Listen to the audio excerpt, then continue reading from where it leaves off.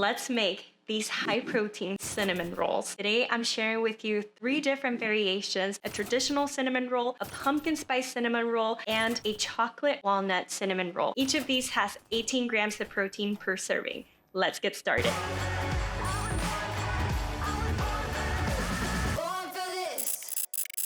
So before we get started, this ingredient is super important. You need to make sure that you get instant rapid rise yeast. This will allow us to skip a few steps and make this recipe super user friendly. I get mine on Amazon and it's from the brand Anthony, so I'll make sure to link that in the description box below for you guys. So let's get started with mixing our wet ingredients first. So I highly recommend you guys getting a kitchen scale for this recipe just to make sure that everything is super accurate, but I did put all of the standard US measurements as well in this recipe. We're gonna start off with 6 ounces of your choice of plant-based milk.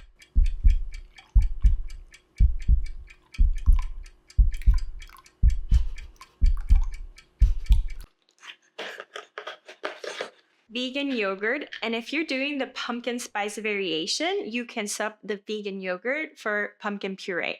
You really can take this recipe wherever you want because there's so many different ways that you can make it if you just swap out this ingredient. We're gonna add 15 grams of maple syrup or agave. This is just gonna feed the yeast, so we just need a little bit and that's it, just to activate the yeast. I'm going to add 14 grams of Miyoko's vegan butter, and I love this one because it's just made from cashews and coconut oil. But if you don't have this, you can totally just use coconut oil. Some vanilla extract. So I'm gonna warm this up for 30-second intervals, just a little bit until getting it warm. You don't wanna get it hot because otherwise it'll kill the yeast. So just 30 seconds, sometimes the sweet spot is 45 seconds for me. So we're gonna make sure that everything is well combined, give it a stir, and now we add our instant dry yeast. And we're gonna set it aside. Now we're gonna mix all of our dry ingredients, starting off with the whole wheat all-purpose flour. I love using whole wheat flour. It's super dense, nutritious, very nutty, but you can use a regular like all-purpose flour. We're gonna add a teaspoon of baking soda, a teaspoon of baking powder. I like cinnamon, so I'm gonna add a heaping teaspoon of cinnamon.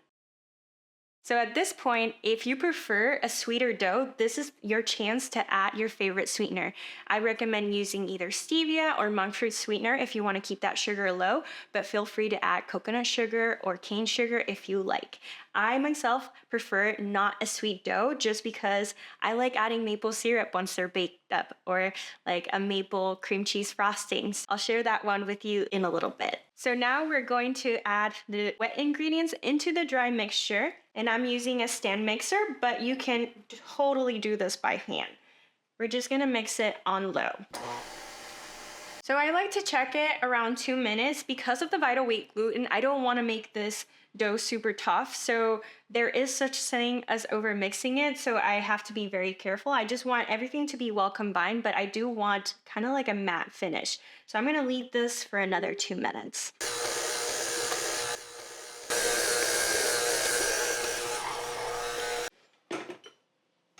So this is kind of like the consistency that I want. It's just formed together just perfectly. And I like to give it a couple more hand kneads and just get it like that. This is perfect. It's a little bit sticky, but it's starting to get matte. I'm gonna grease a bowl and we're gonna transfer the dough into the grease bowl. I like to cover it with a warm, clean kitchen towel, and we're gonna let it rest for about an hour. And I already have one here that has been resting for about an hour. This is when you want to preheat your oven for 350 degrees. And it is doubled in size. So we're just gonna punch the dough just to kind of release the bubbles, the air bubble. We're gonna add some flour to the surface, just a little bit. A little bit will go a long way, just so it doesn't stick. And we're gonna roll out our dough. So you wanna make sure that you're getting a nice rectangle shape. So I'm gonna make a cinnamon coconut sugar mixture. So I'm using 3 tablespoons of coconut sugar. I'm gonna go for a whole tablespoon, maybe a heaping tablespoon of cinnamon because I like mine super cinnamony. But just in case you guys, if you tried out the pumpkin spice variation, this is where you would swap out the cinnamon for pumpkin spice. So I have here a little bit of melted butter, and you wanna coat everything except for about a half of an inch up here. We're gonna keep that without anything.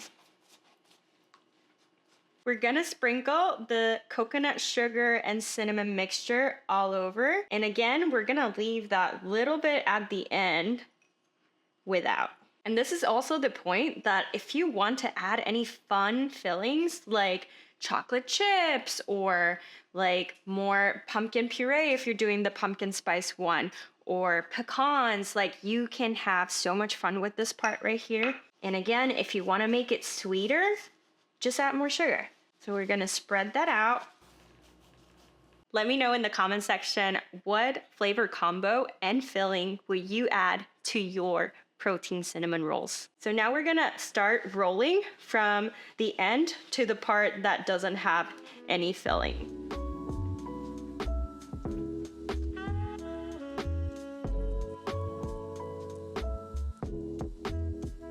Now that we have our log all rolled out, we're gonna cut it. And instead of using a knife, I use dental floss. It gives me a clean cut every single time. Now, I left in the description box for you guys the whole recipe details and the macros if you want to make 8 servings or 12 servings. If you're making 12 servings, the calorie per each roll is gonna be a little bit less than the calorie amount for each roll if you would make 8. So I think I'm gonna make 8 jumbo rolls today. So I'm just gonna guide myself by simply splitting in half and just kind of like doing a little cut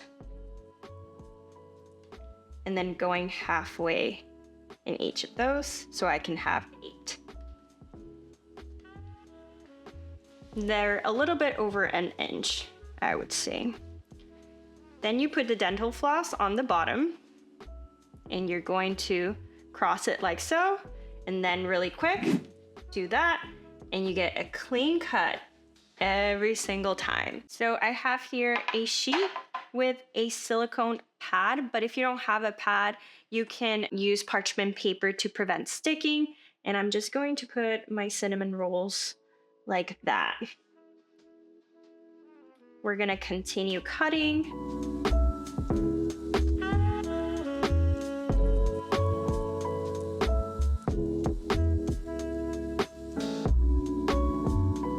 So I'm gonna lightly brush them with a little bit of plant-based milk, and this will help give them a nice glossy finish. These look amazing. We're going to bake them for 20 to 25 minutes.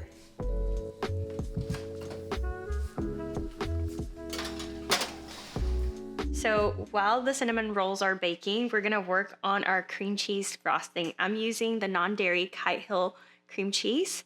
That is my absolute favorite. And to sweeten it, I'm gonna use some maple syrup. But again, if you wanna keep the sugar non-existent on this recipe, you can always go for stevia extract. This is my favorite one. A little bit goes a long way. This one is from Trader Joe's, but there's amazing like baking stevia brands that I absolutely love that I'll also link in the description box below.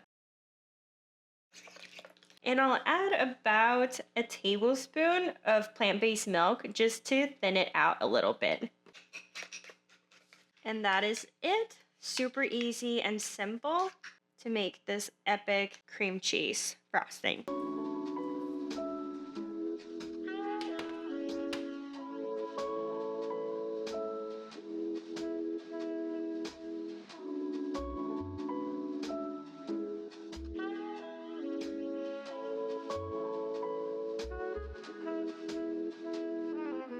So this is another variation, same steps as our original cinnamon roll, but I did a different filling and I baked it in a cast iron skillet. So for the filling, I kept the coconut sugar and the cinnamon, but I also added some walnuts and some chocolate chips. And now I'm gonna make a traditional glaze, but using monk fruit sweetener just to keep that sugar low. All I did was added about a 1/4 cup Into that, I'm gonna add a very small amount of plant-based milk. You wanna go like very little at a time and see where it takes you, and then add a little bit until you get the desired consistency.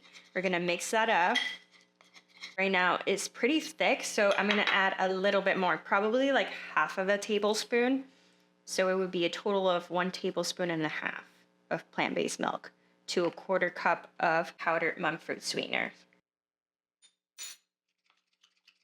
Now it's where I want it to be, which is this nice consistency. And we're gonna pour that over these amazing cinnamon rolls.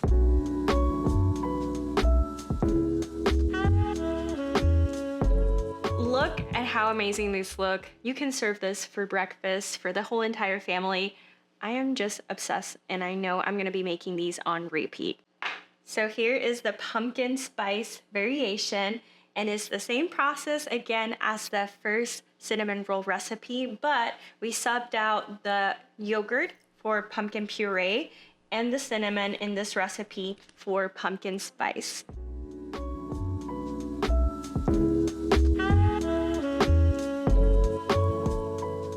I'm going to also add a glaze. So this is the same glaze that I made for this one, but I added a little bit of pumpkin spice.